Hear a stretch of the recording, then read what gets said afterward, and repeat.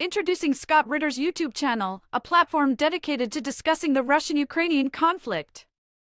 Scott Ritter, an expert in international relations, provides in-depth analysis and commentary on the ongoing war between Russia and Ukraine. With his extensive knowledge and first-hand experience, Scott Ritter offers unique insights into the historical background, geopolitical complexities, and humanitarian aspects of the conflict. Join his channel to gain a comprehensive understanding of the crisis, including its impact on regional stability and global politics. Through well-researched and balanced content, Scott Ritter's YouTube channel serves as a valuable resource for anyone interested in delving deeper into the Russian-Ukrainian war.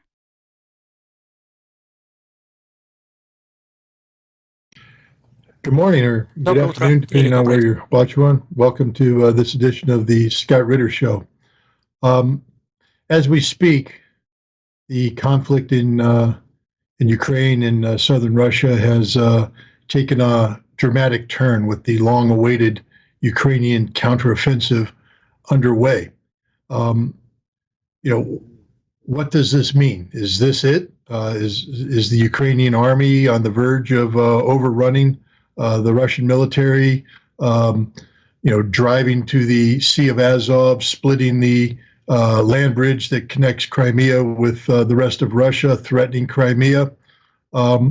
Or has the Ukrainian army hit a steel wall and the brigades of troops trained, equipped by NATO are being dispersed on the battlefield, never again to be reformed?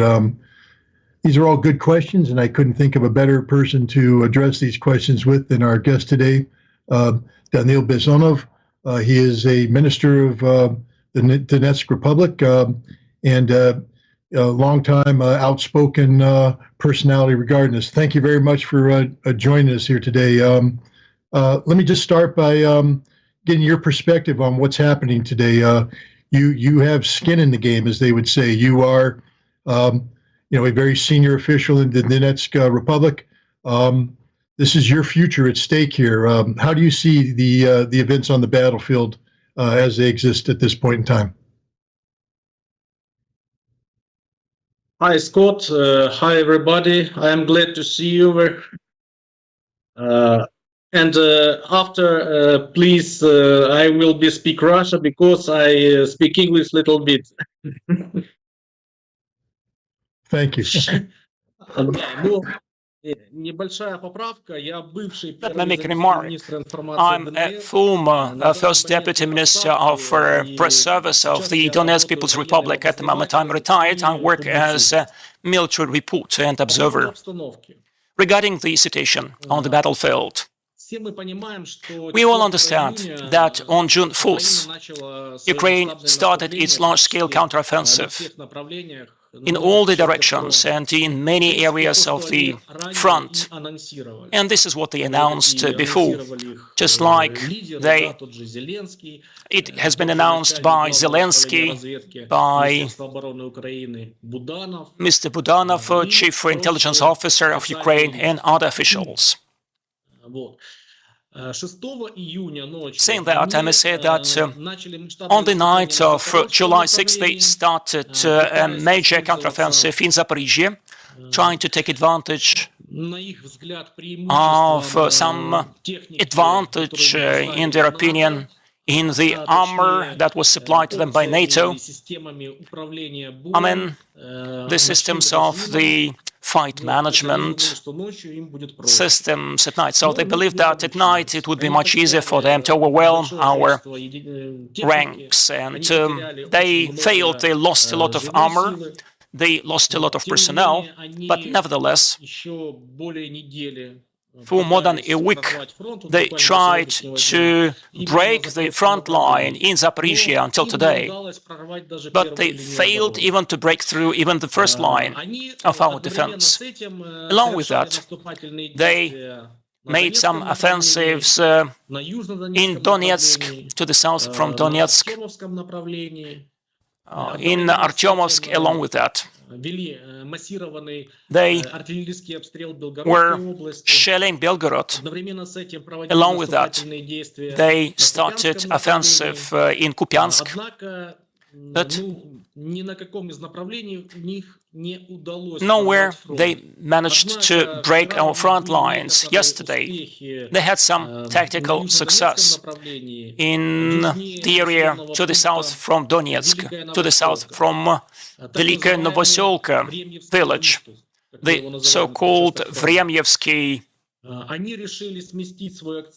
part, and they decided to move their accent to attack to the west in the direction of the Azov Sea. In my opinion, according to them, according to their idea, the main idea actually is to get to the Azov Sea and thus cutting the on-land bridge between mainland Russia and Crimea, because they need a quick win. It's an open secret that, in essence, they are being instructed by the Americans. And they have to show something, they have to showcase some victory. As of yesterday and as of today, there are battles there in Vremyevo, to the south from Velika Novoselka. The main front line is between Markovo and Urozhaine. This is the name of the settlement, and in the western part of that area there are certain attacks, so the enemy tries to break through our lines. We had to give up some of the settlements, minor settlements there, but nevertheless we have a stronghold there, but the main defense line is far away from that line. So even if they break through the first and the second line of our defense in that area, they will have to break through the main defense line. As probably you could see, this is the so-called the dragon's teeth made of concrete and are the fortifying systems. So I think that the mistakes that they have made are the following. First of all, they rely too heavily on the NATO-supplied armor.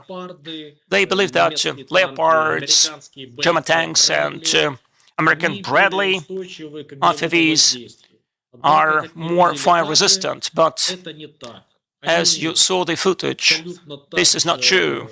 It means that they could be destroyed by all means of anti-tank missiles that we have, with no problems at all. So I do not see any advantages in those pieces of armor. And besides, they underestimated our strength. They believe that our soldiers would be scared and it would be an easy walk for them. But they failed over the last week. And this is my approximation, my personal counting, mine and of my team, who do some math. They lost all in all in the south, I mean Zaporizhia and Donetsk, and to the south from Donetsk they lost more than 100 pieces of armor, tanks, APCs and RFVs, let alone some other vehicles, cars, whatever. So the losses are quite heavy, but we have to understand that the enemy, I mean Ukraine, in that case, has a lot of reserves in terms of the armor, hardware and personnel. And we cannot say that the counteroffensive has stopped. So the counteroffensive is undergoing, and it would go on for quite a while. And the main reserves, the main forces, the main offensive potential has not been exhausted yet. But we are prepared for that. Our intelligence and reconnaissance work very well. And again, the enemy suffered a lot of losses and didn't manage even to break through the first defense line. The credit for that goes to our intelligence services. Means that actually the air defense systems were deployed close to the front line, the Russian-made ones and the Western analogs. And actually Before our aviation was launched, we destroyed the Ukrainian anti-aircraft systems, and the columns of armor were destroyed, and actually they didn't even manage to get deployed. They didn't expect that we will hit them so far away from the front line, but our reconnaissance worked very well, aviation, artillery worked very well, and our soldiers and the detachments, the special forces, detachment of Brigade 122 would destroy lots of tanks using anti-tank missiles. So this is a mundane combat work, so to say. And we have a lot of expectations, a lot of plans. We do hope that Ukraine would use fully its offensive potential in that counteroffensive, and we will destroy that. And after that, and again, I'm speaking in my personal capacity, after that, we will start our own counteroffensive using the so-called the beaten track. As far as where they started their counteroffensive, they would do demining, and with their armor, they would, and with their personnel, they would demine some areas where we planted our mines, so it would be much easier for us to break through their front lines. That's it. Well, thank you very much. Большое спасибо, Даниил, за этот ваш ответ. Большое спасибо. I think one of the interesting aspects of what's going on here is you speak of the Russian defenses and the prepared nature of these defenses. Just recently, the Russian Ministry of Defense highlighted the work of Colonel General Romanchuk, who is the commander of the Russian forces in the Zaporizhia area. Turns out that Colonel General Romanchuk used to be a senior instructor at the Russian Combined Arms Academy, where he wrote the book on Russian defense doctrine. And he helped design the defenses. Now he's in command of the defenses. What does this tell us about these Russian defenses? You know, when Russia first started digging these trenches and putting out the dragon's teeth and laying minefields, many people in the West made fun of it, mocked it, didn't understand the lines on the map that they were seeing. But today, as you have rightly pointed out, the Ukrainians haven't penetrated the first line of defense, let alone threatened the second line or the main line of defense. What does this tell us about General Romanchuk? And more importantly, what does this tell us about the mobilized soldier? You know, that was the other notion, that the 300,000 men that were more mobilized were unwilling to fight, poorly trained, unmotivated.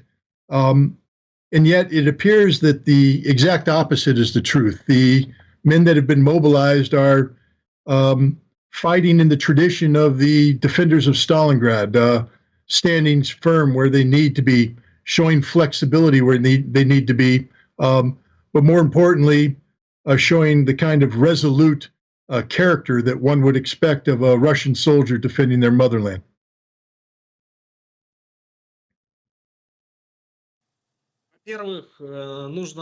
First of all, we have to understand that any soldier, whether this is a contract soldier or immobilized or an enlisted man, a drafted one, after the first shelling, they would be used for that. After they survive the first battles, I mean, with close contact, they become very experienced, very seasoned soldiers. It only matters to survive through one or two combats, attacks, and after that, it would be an angry, motivated, and seasoned soldier to the extent it is possible. That's why we cannot say that mobilized are lacking resolution. So, if they were sent to the front line 2 weeks ago. There would be tragedy, but they actually were sent for that war in very much advance. These are seasoned warriors, so to say. For instance, in Vremyevo, which is to the south of Novoselki, there are lots of mobilized detachments and units. And why they gave up some territory and why the enemy managed to advance, that is because it would be up to 6 ammunition loads of MLRS, for instance. And one Grad MLRS system has about 21 rockets. And so one ammunition load is about 40 rockets. So, and they would stand up to 6 ammunition load full of MLRS. And that's why they had to retreat. And they had to withdraw, not because they were afraid of the battle, but the viewers have to understand. So in the trenches, and the trenches are made of earth, and the earth actually has been fortified with some wood, with some logs, 3 layers of log, for instance, and if you're lucky enough, that would be concrete or even iron concrete fortification. And when the shelling starts, and apart from MLRS, the enemy also uses ordinary guns and cannons, including 155mm caliber. So this earth and all those, the fortifying elements, I mean the logs, the concrete actually would be mixed, and the trenches become too shallow and can no longer be used in order to withstand the enemy's attack. This is something you have to bear in mind. No one speaks about that because this is a trifle, this is peanuts, but actually when you're in the trenches and your trench is no longer 180 centimeters deep, when it is half as shallow and you have to maneuver within those splinters, pieces of log and concrete, it means that the trenches can no longer be used as a protection. And the enemy starts its offensive in waves, continuous waves, and certainly our soldiers have to retreat to the trenches that were prepared in advance behind the first line. So, but that's a very important element of a warfare in contact battles. So in essence, our soldiers would retreat a little bit, but no one flees.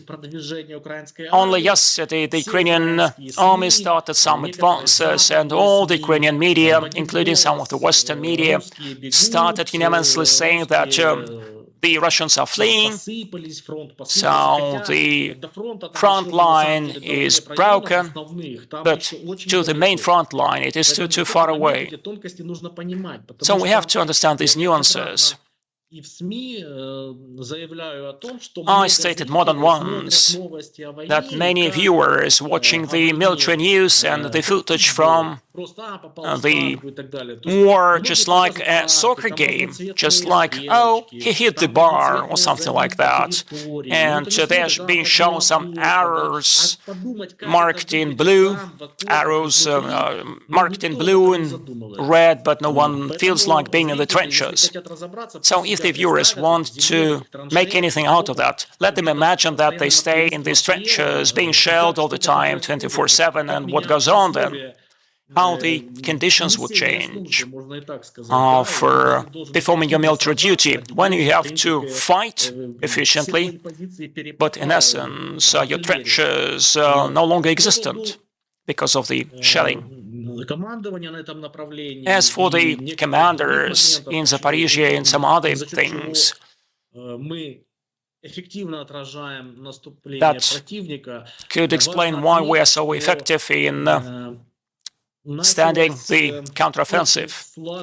I must say that a very concerted, operative, prompt coordination was arranged means that our infantry, our tanks, our special forces, our artillery, aviation, both the Army One and other pieces of aviation, they acted as one body. And certainly it was complemented by reconnaissance. So the decisions were taken very promptly. The reaction was very prompt once the situation on the battlefield changed. So this all worked. Let us not forget that the enemy was preparing for that counteroffensive for more than a month. It also analyzed its intel, and the enemy uses the reconnaissance and intel supplied by NATO, mainly by the United States. And some hackers already hacked the Delta system, for instance, that contained some documents, for instance, that were marked information provided by the partners. And these would be the American intel regarding the targets both on the territory of the special military operation and on the mainland Russia.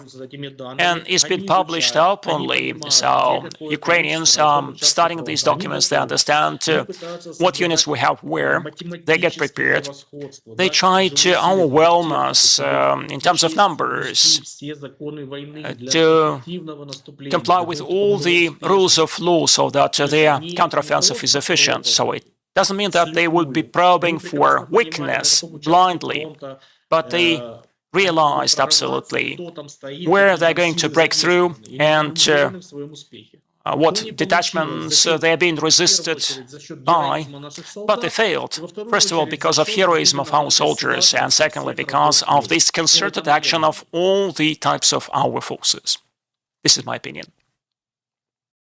Thank you for that. But as you said, the battle is still going. The Ukrainians still have strategic reserves that have yet to be committed.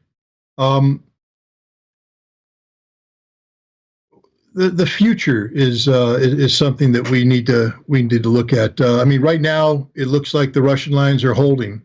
That the technology and training and intelligence provided by NATO has not enabled the Ukrainians to achieve the strategic victory that they're looking for. Already, the Ukrainians are asking for new equipment. They're asking for F-16 fighters. Indeed, the Ukrainians have asked the Australians to provide them with F-18 fighters. Germany is promising more tanks. The United States is promising, the Abrams tanks. They're promising cluster munitions, maybe the ATACMS artillery system. Is this a never-ending conflict? Is this a war that will never end? Or is there a way that Russia can overcome all of the significant support provided by NATO to Ukraine, that Russia can overcome this and achieve a strategic victory of its own? And what would that look like? What would a strategic Russian victory look like? Does it mean the liberation of Donetsk, Kherson, Zaporizhia, Lugansk? Does it mean the liberation of Odessa, Dnipropetrovsk, Mykolaiv, Kharkov? What does strategic victory mean for Russia?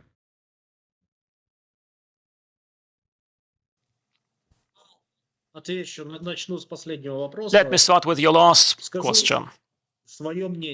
This is again my opinion. I'm not in the position to speak on behalf of our military commanders, but the strategic victory of Russia in that conflict is when the Ukrainian state, the state, the Kiev regime stops existing, is no longer existent, and when Ukraine is totally controlled by us. Because, for instance, even if we take the territories along the left bank of the Dnieper, and there will be only the right bank part of Ukraine.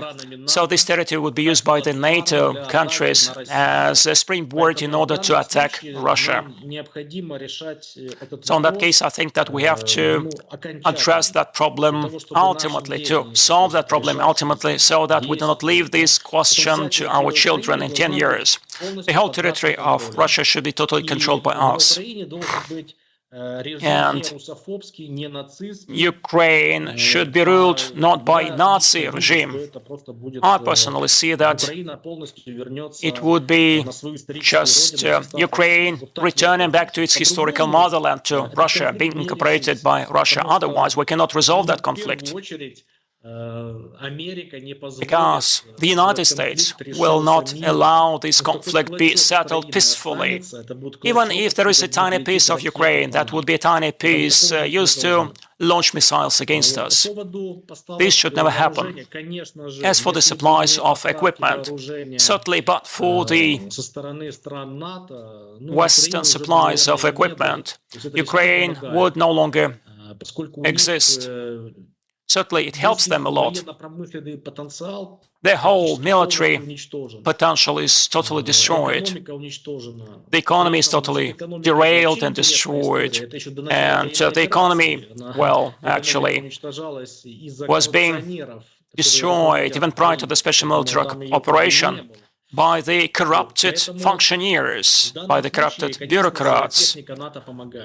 So, certainly, NATO supplies help a lot, but according to the soldiers who had to fight against the NATO armor, they said that they are more scared by the modern Russian tanks, and unfortunately, Ukraine got some of these pieces in Kharkiv when we had to retreat very quickly. So some modern Russian tanks are more scary than the NATO ones, especially T-90AM.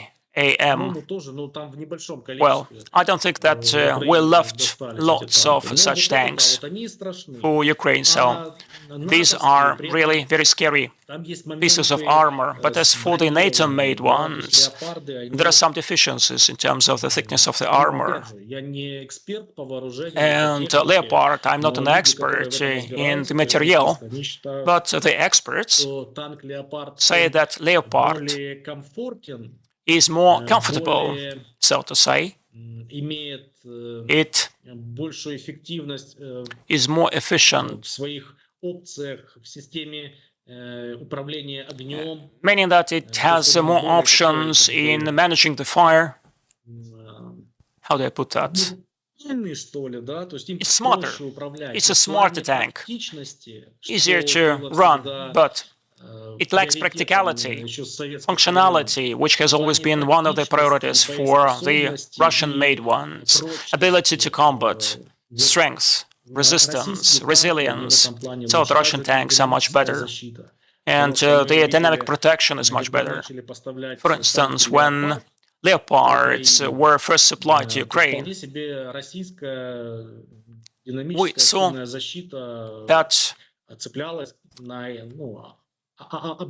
actually they could put the Russian-made dynamic protection on the Leopard tanks. They didn't use the Western ones because the Russian protection systems are much better. As for F-16 are concerned, so let's wait and see.